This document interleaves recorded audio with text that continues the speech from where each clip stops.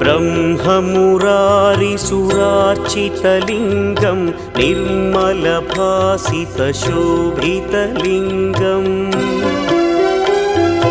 जन्मजदुःखविनाशकलिङ्गं तत्प्रणमामि सदा शिवलिङ्गम् देवमुनिप्रवरार्चितलिङ्गं कामदहन करुणाकरलिङ्गम् रावणदर्पविनाशकलिङ्गं तत्प्रणमामि सदा शिवलिङ्गम्